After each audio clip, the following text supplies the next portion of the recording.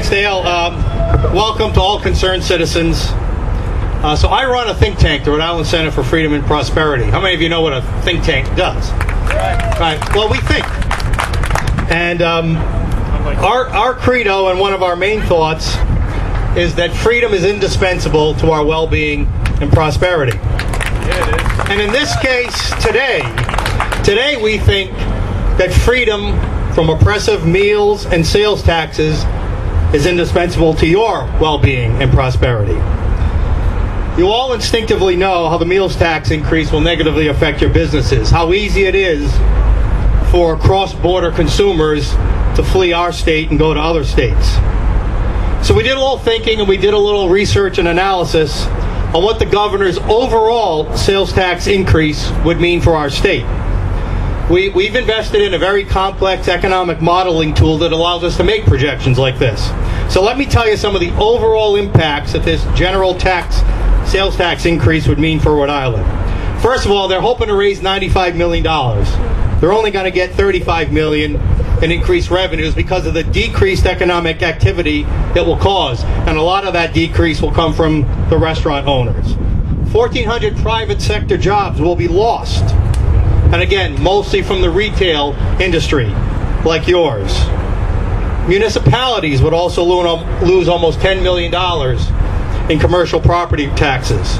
State GDP would drop by 1%, and investment in the state would also drop by $27 million. Does this sound like a tax plan that works for you? No! Or that works for Rhode Island? No! You know, this raise a tax here, broaden a tax there approach is precisely the backward kind of thinking that's ruined our economy over the decades and has stifled individuals and businesses like you.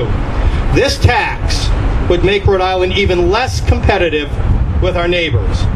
And if you think competition among states isn't real or a significant factor, or if you think that our modeling program is off the mark, let me give you a few actual figures to consider. We all know that New Hampshire has a 0% sales tax. Here's some studies. Here's some results from some studies showing about that. Vermont, their border counties lose $540 million a year in retail sales to New Hampshire. Maine border counties, they lose $2.2 billion a year in retail sales along with thousands of jobs to New Hampshire. Is this what we want to see in Rhode Island? No! From another perspective, our center recently published, which I know some of you are familiar with, a report card on Rhode Island's competitiveness.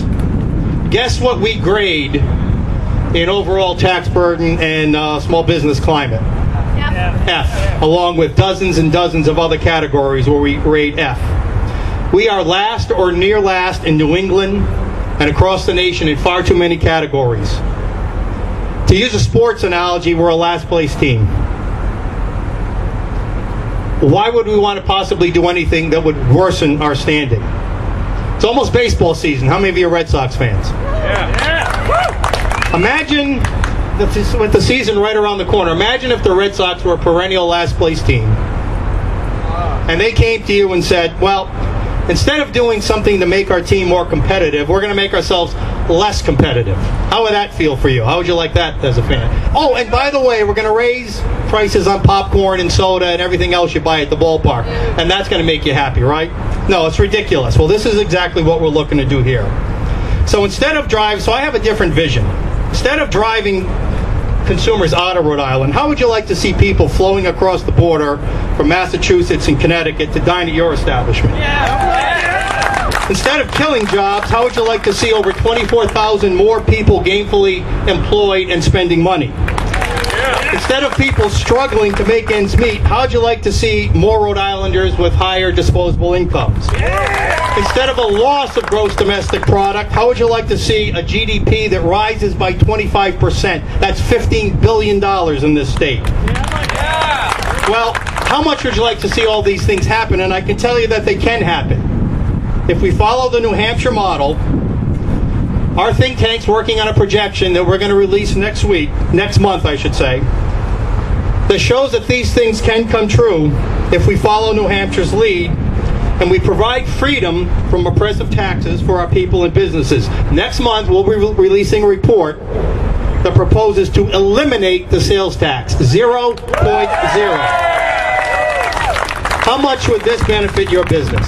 It's time to reverse course and reduce taxes. It's time to regain freedom and our competitive status and unleash the great potential in all of us. It's time to prosper again. Freedom is indeed indispensable to our well-being and prosperity. Thank you for being vigilant.